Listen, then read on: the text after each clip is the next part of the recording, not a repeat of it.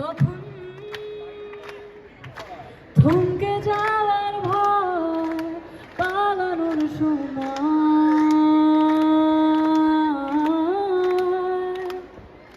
তখন নিত্য নতুন ডাক তোমায় খুঁজে পাই, তখন আসবো বলে যাই বরফ ঢাকা স্মৃতির জলে পাড়ুয়ায়। ব্যাস। Thank you so much. Okay, এবার একটু আমরা সবাই মিলে টিজারটা দেখব। আমি প্রত্যেকে বলেছিলাম যে একটা মুহূর্ত ভাগ করে নেব, টিজারটা দেখব।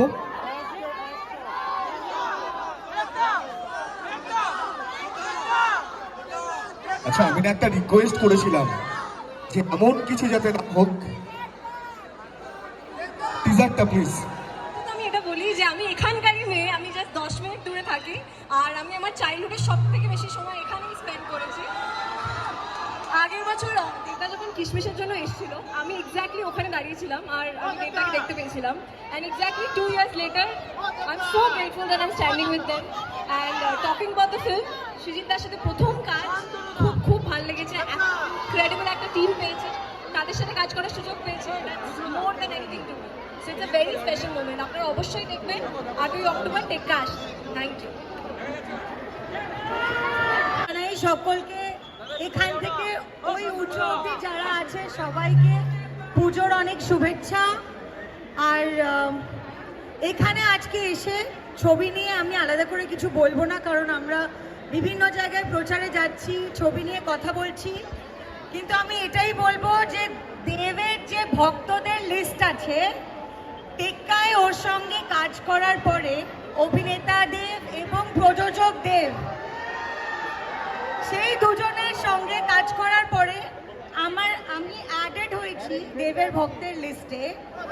সেই জন্য তোমরা যেটা বলো সবসময়, ওটা আমি একটুখানি এডিশন করেছি। সেটা হচ্ছে শিরায় শিরায় গরম রক্ত, আমি দেবের চরম ভক্ত।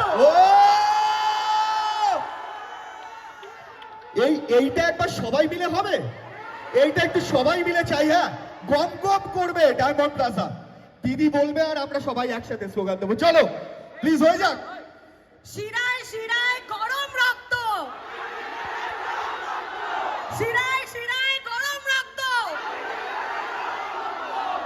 শিরায় শিরায় প্রচন্ড গরম রক্ত। Thank you, thank you so much, thank you Swastika, thank you so much. October হলে ছবিটা দেখবেন। Thank you. ওকে, আর এরপর একটু গান শুনি। আমি রিকোয়েস্ট করব আমাদের সকলের প্রিয়, আমাদের সবার প্রিয় অনুপম দাকে।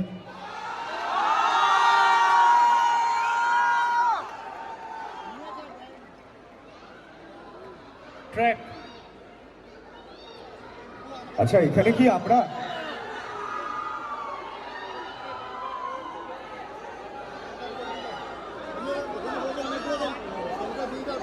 ট্র্যাকটা দিও না, এই তৃপ্তিটা হচ্ছে মনের তৃপ্তি। এত তৃপ্তি আমি খুব কম পেয়েছি বা হয়তো এতটা পাইনি। তো again thank you so much Srijit Mukherjee. আরেকজন অভিনেত্রী নাম বলতে হবে, স্বস্তিকা। আমার মনে হয় স্বস্তিকা আমাদের ইন্ডাস্ট্রির দুরন্ত একজন অভিনেত্রী, কিন্তু স্বস্তিকারও এই ছবিটা টেক্কা, ও যা পারফর্ম করেছে,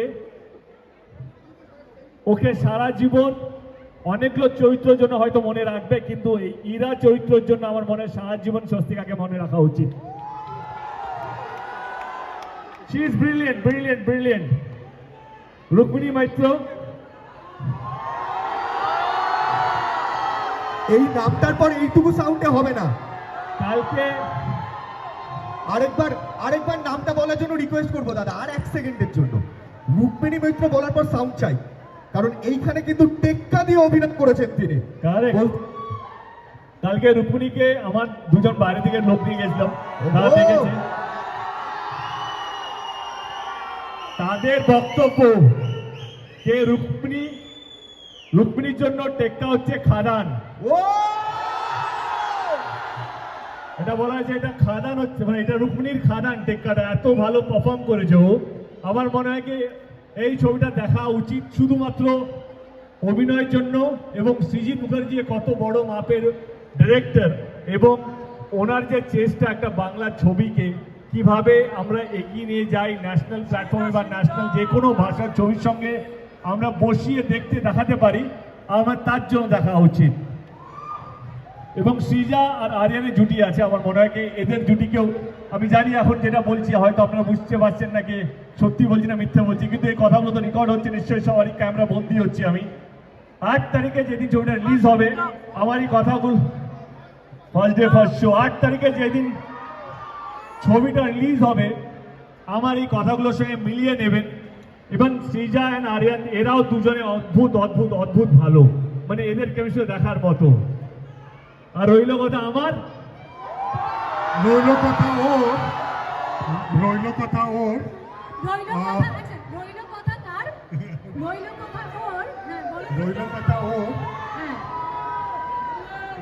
দেবের এই ছবিতে দুটো সত্তা আছে, একটা প্রযোজক সত্তা, যে না থাকলে ছবিটা যে জাতীয় স্তরের কথাও বলছে, সেই জাতীয় স্তরের শর্ট টেকিং, রিয়েল কমান্ডোস দিয়ে শুট করা অ্যাকশন সিকোয়েন্স কিছুই হতো না। সো একটা খুব বড়, খুব জোরে হাততালি প্রযোজক দেবের জন্য।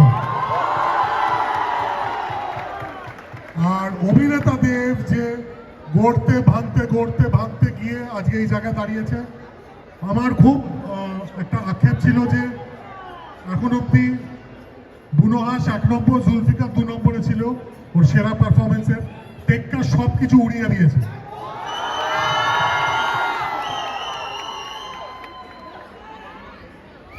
আই থিঙ্ক, আমার মনে হয় যে সবাই বলে না লেডিস ফার্স্ট, কিন্তু আমার শেষে গিয়ে কথাটা বলতে হলো কারণ হয়তো আমার কিংয়ের কার্ডটা আমার ছিল সেই জন্য। কিন্তু আমাকে এটা বলতে হবে, আপনারা সবাই হয়তো খাদান নিয়ে খুব এক্সাইটেড, কিন্তু আমি জানি, কিন্তু দেবের জীবনের শ্রেষ্ঠ সেরা পারফরমেন্স টেক্কা টেক্কা টেক্কা। যদি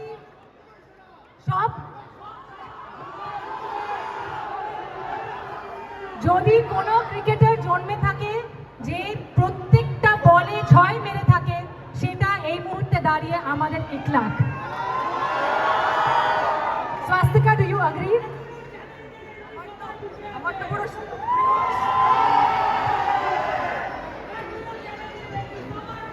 থ্যাংক ইউ। 8 তারিখে ছবি রিলিজ, আমি এটুকু বলবো কি সব পরিবারে দেখার মতন ছবি, কারণ যেহেতু আমরা ইউএস সার্টিফিকেট নিয়ে নিয়েছি, চাইকে সবাই যেন ছবিটা দেখুক, কারণ পুজো সবারই, পুজো ছোট বাচ্চাদেরও পুজো, বড়দেরও পুজো, গুরুজনেরও পুজো, আমাদের সবার। আমি চাই টেক্কা আপনারা আপনাদের পুরো পরিবার নিয়ে আসুন, একা আসুন, সঙ্গে নিয়ে আসুন, যা ইচ্ছে করুন, কিন্তু আসুন। একদম।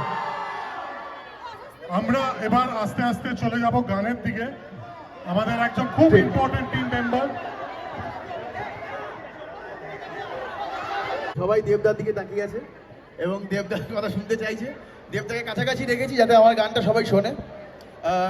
2 পৃথিবীর পর জুলফিকার, তারপরে আবার দেবদার সাথে এরকম একটা কাজ করার অপরচুনিটি পেয়েছি। Thank you Srijit da, thank you Ranjoy. বেশি কথা বলছি না, গান গাইছি একদম।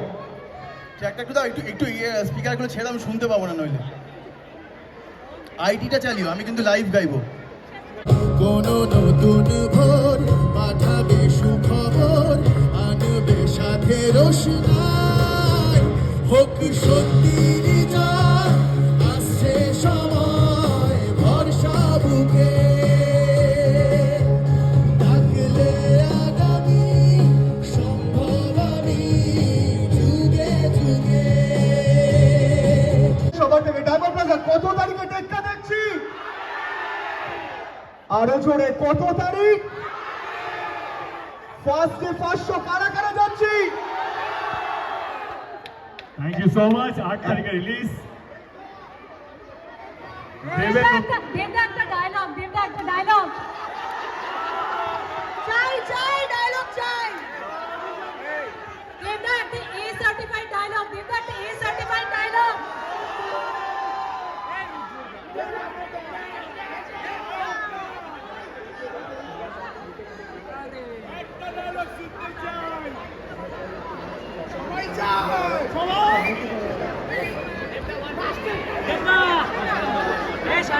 ডায়লগ। আমরা তোমাদের সঙ্গে, আমরা তোমাদের চারপাশে ঘুরে বেড়াই, একটা মুখ তো মনে থাকে, কিন্তু এবার তোমাদের চারপাশে অনেকগুলো সিনেমা হয়তো ঘুরে বেড়াবে,